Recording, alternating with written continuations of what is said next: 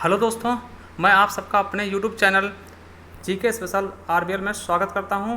तो चलिए आज हम देखेंगे आरओ एआरओ का जो सेकंड पेपर हुआ था, तो उसको हम फुल विस्तृत से देखेंगे, उसके पूरे 60 क्वेश्चन देखेंगे। तो हम चलिए देखते हैं। अगर आप चैनल पर नए हो, चैनल सब्सक्राइब कर लें और बेल आइकन जरूर प्रेस करें, क्योंकि इसी प्रकार के पेपर हम आपके लिए सबसे जल्दी सबसे फास्ट सॉल्व कराते रहेंगे। तो चलिए शुरू करते हैं। क्वेश्चन दोस्तों कितने क्वेश्चन आए थे? 60 क्वेश्चन आए थे। तो चलिए इसको हम देखते हैं, इसको हल करेंगे पूरे क्वेश्चन इसके। तो हिंदी के सारे 60 क्वेश्चन थे। तो हम देखते हैं, ये आपका बी सेट है, ठीक, बी सेट है दूसरा सेट। ठीक, चलिए शुरू करते हैं। तो देखिए दोस्तों, आपके सामने पहला क्वेश्चन आ चुका है। निम्नलिखित में से तत्सम शब्द है, तो तत्सम शब्द कौन सा होगा? दही, जीर्ण, गाहक या फिर गयंत। तो देखिए दही का क्या होता है? दही होता है, ये तो आपका क्या है? तद्भव शब्द है। ठीक, गाहक का ग्राहक होता है, ये भी आपका तद्भव शब्द है। गयंत भी क्या है? तद्भव शब्द है। मगर जीर्ण क्या है? ये आपका तत्सम शब्द है। और जीर्ण का क्या होता है? झीना होता है। ठीक, तो यही आपका सही ऑप्शन हो जाएगा। कौन सा? हमारा बी ऑप्शन। चलिए अगला क्वेश्चन देखते हैं दोस्तों। अगहन का तत्सम रूप कौन सा होगा? अगहन का तत्सम रूप क्या होगा? अग्रहायण, अगहन, आग्रहण या फिर अग्रासन। तो सही ऑप्शन कौन सा हो जाएगा दोस्तों? हमारा दूसरा का पहला ऑप्शन क्या हो जाएगा? अग्रहायण हमारा सही ऑप्शन होगा दोस्तों। चलिए अगला क्वेश्चन देखते हैं। तीसरा नंबर का है, निम्नलिखित में से तद्भव शब्द पहचानिए। तो तद्भव शब्द मतलब क्या होता है? हिंदी वाला शब्द दोस्तों। तो हिंदी वाला शब्द क्या होगा? चतुर्दश, 14, चतुर्थ, 4, ये क्या है? सब संस्कृत के शब्द हैं। ठीक है, चत्वारी। तो हमारा 14 क्या हो जाएगा? यही हमारा हिंदी वाला शब्द है। तो दोस्तों तीसरे का कौन सा हो जाएगा? हमारा सी ऑप्शन बिल्कुल और बिल्कुल राइट हो जाएगा दोस्तों। चलिए अगला क्वेश्चन देखते हैं। अभ्यंतर का तद्भव शब्द होगा। अभ्यंतर का तद्भव शब्द क्या होगा? तो अभ्यंतर का कौन सा हो जाएगा? अंदर, भीतर, बाहर और गहरा। तो अभ्यंतर का तद्भव शब्द क्या हो जाएगा दोस्तों? भीतर। ठीक, अभ्यंतर का हो जाएगा भीतर। अगला क्वेश्चन देखते हैं दोस्तों। करपट का तद्भव शब्द क्या होगा? तो करपट का तद्भव शब्द क्या होगा? कपट, कारपेट, कपूर या फिर कपड़ा। तो सही ऑप्शन का आ जाएगा दोस्तों हमारा डी नंबर का हो जाएगा कपड़ा। चलिए अगला क्वेश्चन देखते हैं। 6 नंबर का कहता है, वह बहुत खाता है। इस वाक्य में बहुत प्रकार का विशेषण है। तो बहुत किस प्रकार का विशेषण है दोस्तों? वो आपको बताना है। थोड़ा छोटा कर देते हैं, ज़्यादा बड़ा हो चुका है। देखिए वह बहुत खाता है। देखिए खाने की विशेषता क्या है? कि बहुत खाता है। ठीक, तो ये किस प्रकार का विशेषण है? ठीक, देखिए बहुत कैसा होता है? आपका परिमाण होता है। और परिमाण में भी क्या होता है? कि ये निश्चित नहीं है। बहुत कितना? बहुत। ठीक, तो ये आपका क्या है? अनिश्चित है। मगर कौन सा? परिमाणवाचक विशेषण। ठीक, तो कौन सा है? अनिश्चित है और परिमाणवाचक है। तो हमारा डी ऑप्शन बिल्कुल और बिल्कुल ही राइट हो जाएगा दोस्तों। चलिए अगला क्वेश्चन देखते हैं। निम्नलिखित वाक्यों में से वह वाक्य चुनिए जिसमें गुणवाचक विशेषण का प्रयोग किया गया हो। तो गुणवाचक क्या होता है? जो किसी के गुण का बखान करता है दोस्तों। तो देखिए वह नटखट बालक संगीत नहीं सुन रहा। देखिए बालक की विशेषता क्या है? कि नटखट है। और नटखट क्या होता है? आपका गुणवाचक विशेषण ही होता है। तो इसलिए हमारा पहला ऑप्शन बिल्कुल सही हो जाएगा। ठीक, देखिए वहाँ बहुत से पक्षी उड़ रहे हैं। तो ये देखिए हमारा क्या है? परिमाण बता रहा है ये। ठीक है, तो ये हमारा नहीं होगा। देखिए 10 मन, ये क्या है? संख्यावाचक हो जाएगा। ठीक, 10 मन गेहूं। ठीक, तो गेहूं क्या हो जाएगा? परिमाणवाचक होगा। मगर क्या हो जाएगा ये? ठीक है, तो ये हमारा सही नहीं होगा। तो हमारा कौन सा ऑप्शन सही हो जाएगा? हमारा पहला ही ऑप्शन क्या हो जाएगा? बिल्कुल और बिल्कुल राइट हो जाएगा दोस्तों। चलिए अगला क्वेश्चन देखते हैं। नेक्स्ट क्वेश्चन क्या कहता है? 8वां नंबर। अगला क्वेश्चन है दोस्तों कि सतीश चंचल बालक है। इस वाक्य में चंचल शब्द है। तो चंचल कैसा शब्द है? विधेय विशेषण, सार्वनामिक या फिर गुणवाचक विशेषण या फिर प्रविशेषण। तो देखिए चंचल क्या है? देखिए बालक की विशेषता क्या है? कि चंचल है। तो ये क्या है? ये हमारा क्या हो जाएगा? विशेषण तो है, मगर कौन सा है? गुणवाचक विशेषण है दोस्तों। चलिए अगला शब्द देखते हैं। मानसिक विशेषण किस मूल शब्द से बना है? तो मानसिक विशेषण जो है वो किस मूल शब्द से बना है, ये आपको बताना है दोस्तों। तो इसका सही ऑप्शन कौन सा हो जाएगा हमारा दोस्तों? बी नंबर, मानस से बना है मानसिक। चलिए अगला क्वेश्चन देखते हैं। चारित्रिक विशेषण किस शब्द का मूल शब्द से कौन सा है? तो इसका मूल शब्द क्या होगा? चारित्रिक का। तो किससे? चरित्र का क्या हो जाएगा? चारित्रिक। तो हमारा ए ऑप्शन बिल्कुल और बिल्कुल राइट हो जाएगा दोस्तों। अगला है मीमांसा का सही पर्यायवाची शब्द है। तो मीमांसा का सही पर्यायवाची शब्द क्या होगा दोस्तों? स्वरूप, सुव्यक्ता या फिर समालोचन या फिर निष्क्रियता। तो इसका सही ऑप्शन कौन सा हो जाएगा दोस्तों?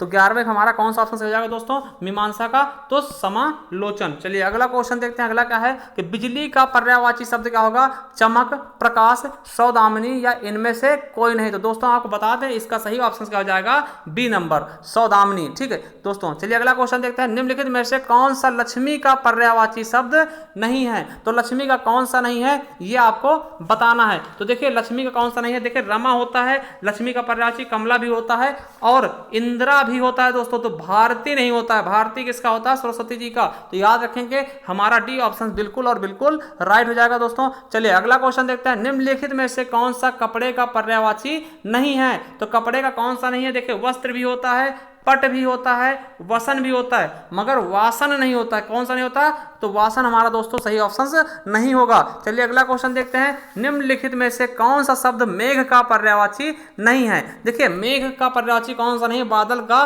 कौन सा नहीं है दोस्तों। तो ये हम आपको बता रहे हैं कि मेघ का पर्यायवाची कौन सा नहीं है।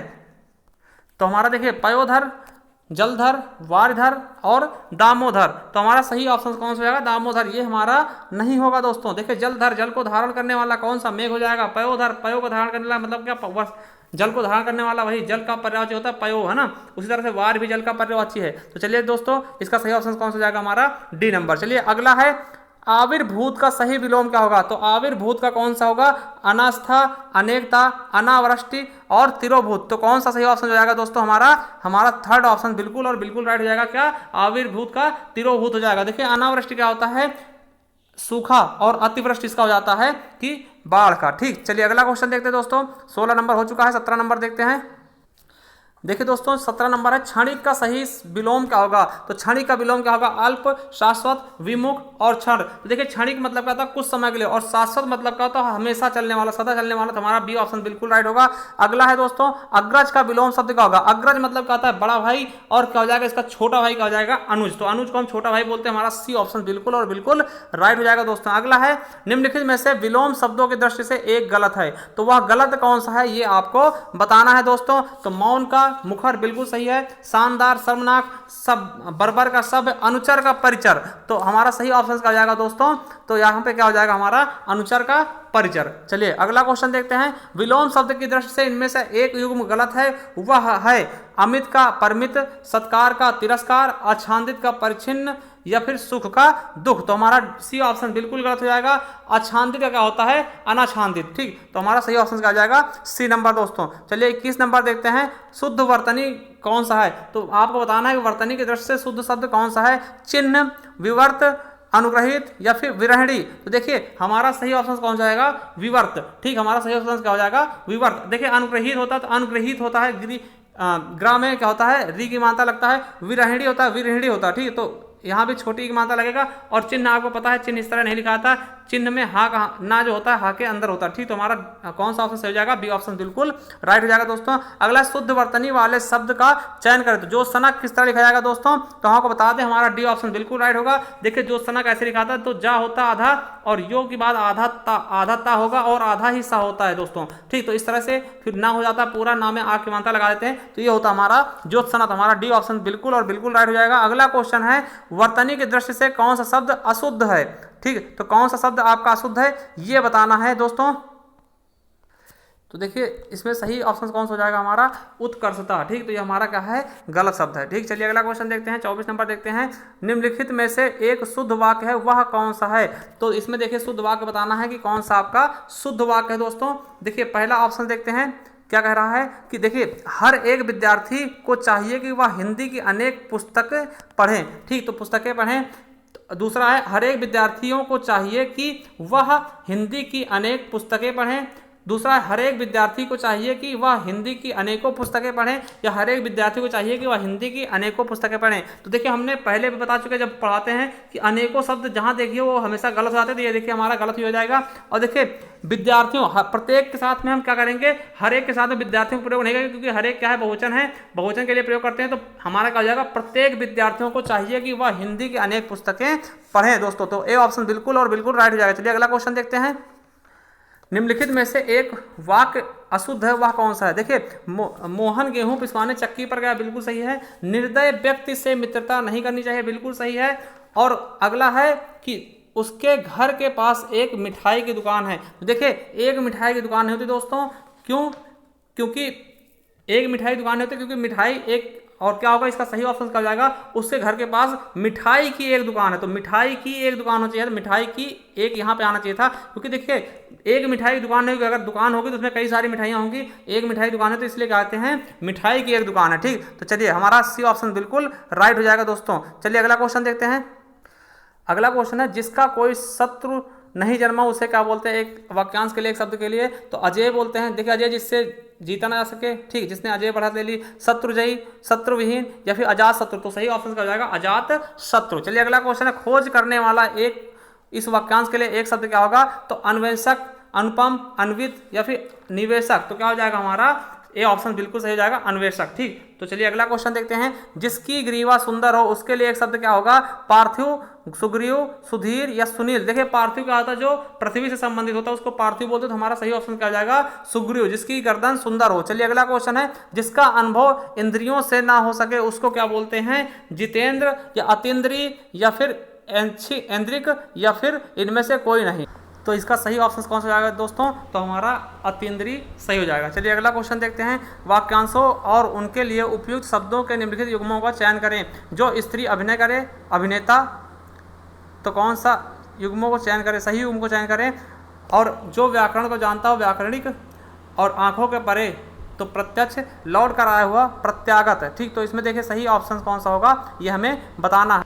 तो देखिए जो स्त्री अनुभव करती है उसको हम अभिनेत्री कहते हैं। ठीक, जो व्याकरण जानता है व्याकरण होता है वो। ठीक, अगला है आंखों से परे, तो अप्रत्यक्ष होता है या परोक्ष होता है। ठीक, उसको अप्रत्यक्ष या परोक्ष बोलते हैं, प्रत्यक्ष नहीं बोलते, तीनों हमारे गलत हो जाएंगे।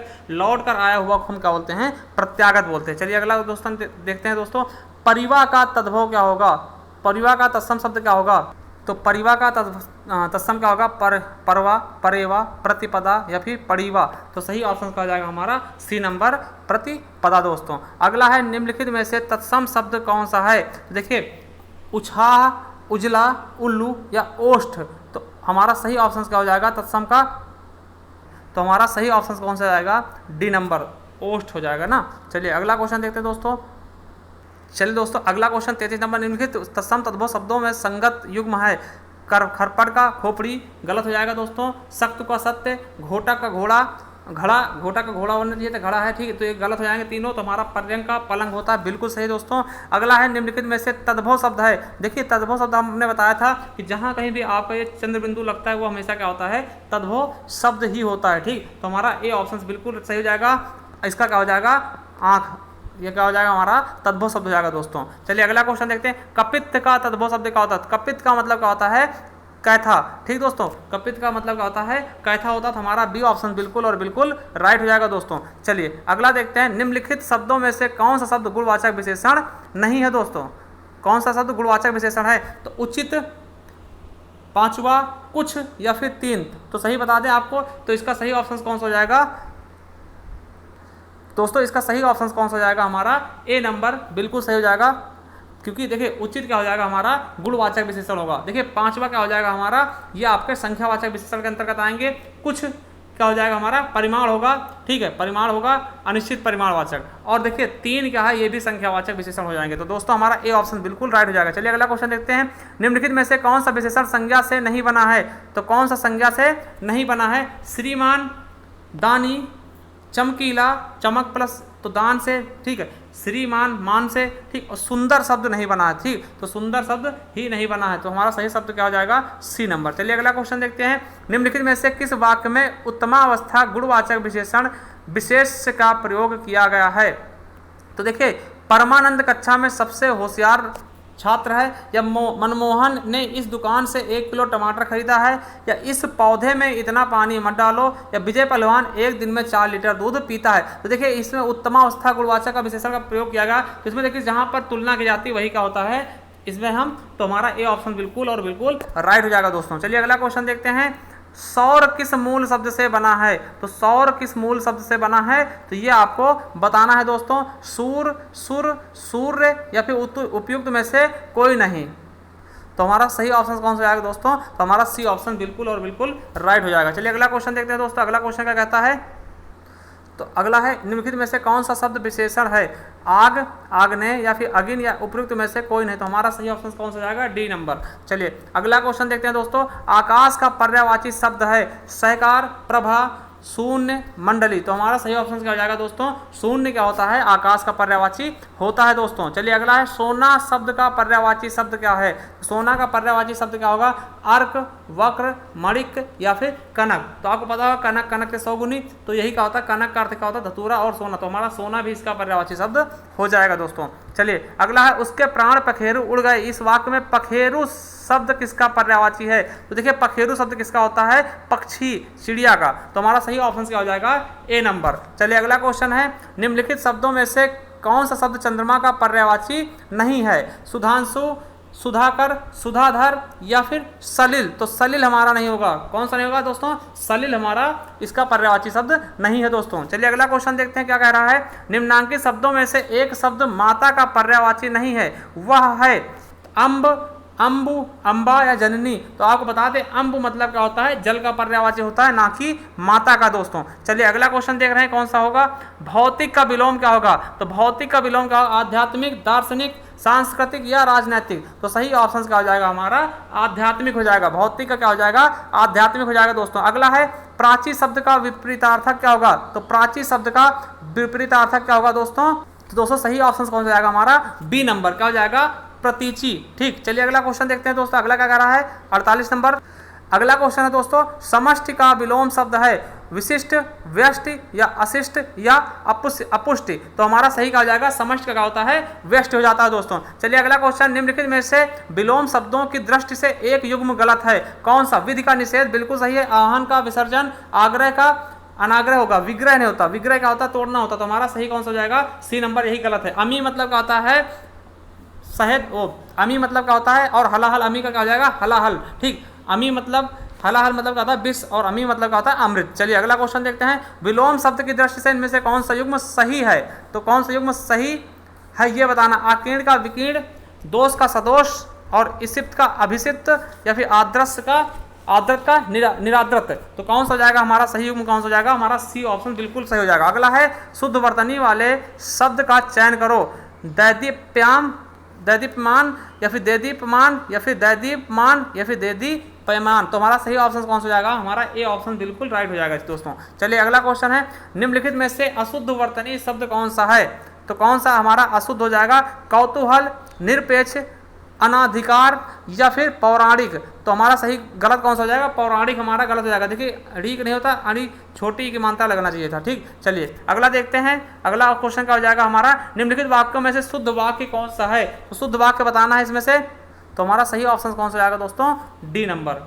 चलिए अगला क्वेश्चन देखते हैं क्या कह रहा है। निम्नलिखित में से एक शुद्ध वाक्य है, एक वाक्य शुद्ध है, वह है इसके बावजूद भी हमसे हिंदी लिखने, देखिए दोस्तों छोटा कर दिया, इसके बावजूद भी हमसे हिंदी लिखने में बहुत भूल हो जाती है। दूसरा है इसके बावजूद भी हमसे हिंदी लिखने में बहुत भूलें हो जाती हैं। अगला इसके बावजूद भी हम लोगों से हिंदी लिखने में बहुत भूल हो जाती है, या इसके बावजूद हम लोगों से हिंदी लिखने में बहुत भूलें हो जाती हैं। तो देखिए इसके बावजूद भी हम लोगों से हिंदी लिखने में बहुत भूल हो जाती है। तो बिल्कुल सही ऑप्शन क्या हो जाएगा हमारा? C number. चलिए अगला क्वेश्चन देखते हैं। नेक्स्ट क्वेश्चन क्या कह रहा है दोस्तों? अगला क्वेश्चन है अशुद्ध वाक्य का चयन करें। पुलिस द्वारा डाकुओं का पीछा किया गया। देश की वर्तमान मौजूदा हालात ठीक नहीं है। तीसरा है मैं पुस्तकालय में नित्य समय पर पहुंचता हूं। अगला है तुम चिंता ना करो, मैं कोई ना कोई रास्ता निकालूंगा। इसमें से अशुद्ध वाक्य कौन सा होगा ये आपको बताना है। तो देखिए हमारा इसमें से बी ऑप्शन सी गलत हो जाएगा, क्योंकि वर्तमान और मौजूदा दो शब्द एक ही जैसे होते हैं और इनमें से हम दोनों का प्रयोग एक साथ नहीं करेंगे। चलिए अगला क्वेश्चन क्या है? परंपरा से चली आ रही बात के लिए प्रयुक्त शब्द क्या होगा? प्रतिश्रुति या व्याज स्तुति या अनुलोम या फिर अनुश्रुति। तो हमारा सही ऑप्शन कौन सा हो जाएगा दोस्तों? अनुश्रुति। चलिए अगला है जिसके पास कुछ ना हो दोस्तों, तो उसको हम क्या बोलते हैं? अकिंचन, जो कि क्या होता है? गरीब का पर्यायवाची होता है दोस्तों। अगला है स्वेद से उत्पन्न होने वाला क्या होता है? देखिए स्वेद से उत्पन्न होने वाला क्या हो जाएगा? स्वेदज, जो पसीने से उत्पन्न होता है, ठीक, उसको हम स्वेदज बोलते हैं। देखिए अंडज क्या होता है? अंडा से उत्पन्न होने वाला, तो इसका किसका पर्यायवाची हो जाता है? ये पक्षी का हो जाता है दोस्तों। चलिए अगला क्वेश्चन देखते हैं। अपरिणित शब्द निम्नलिखित में से किस वाक्यांश के लिए प्रयुक्त होता है? जिसका परिमाण न निकलता हो या जिसका विवाह न हुआ हो या जिसका विवाह हो चुका हो या जो देखने में प्रतिकर ना हो दोस्तों। तो दोस्तों इसका हमारा सही ऑप्शन कौन सा है? अपरिणित क्या होता है? जिसका परिणाम ना निकलता हो, जिसका विवाह ना हुआ हो, जिसका विवाह हो चुका हो या जो देखने में प्रीतिकर हो। तो सही ऑप्शन क्या है? जिसका विवाह ना हुआ हो। जैसे आपने देखा होगा परिणय लिखा होता है, जब शादी के कार्ड में देखा होगा परिणय लिखा होता है, वर और वधू के बीच में परिणय लिखा होता है, वही शब्द होता है अपरिणित। मतलब क्या होता है? जिसकी शादी ना हुई हो। चलिए लास्ट क्वेश्चन आज का है, निम्नलिखित में से किस वाक्यांश के लिए एक शब्द दुर्निवार प्रयुक्त होता है? तो दुर्निवार मतलब क्या होता है? जिसे दूर करना कठिन हो, जिस पर वार करना कठिन हो, या जिसे देख पाना कठिन हो, या जिससे जीत पाना कठिन हो। तो सही ऑप्शन कौन सा जाएगा दोस्तों इसका? तो हमारा सही ऑप्शन क्या हो जाएगा? जिसे दूर करना कठिन हो दोस्तों। तो हमारा 60 का ए ऑप्शन बिल्कुल सही जाएगा। तो चलिए दोस्तों हमने आज पूरा पेपर सॉल्व करा दिया आप लोगों के लिए। तो आप करना क्या है कि वीडियो बने रहना, हमारे चैनल बने रहना और चैनल सब्सक्राइब कर लेना, बेल आइकन जरूर प्रेस करना दोस्तों, क्योंकि इसी प्रकार के हम वीडियो आपके लिए लाते रहेंगे। कोई भी प्रीवियस ईयर पेपर होगा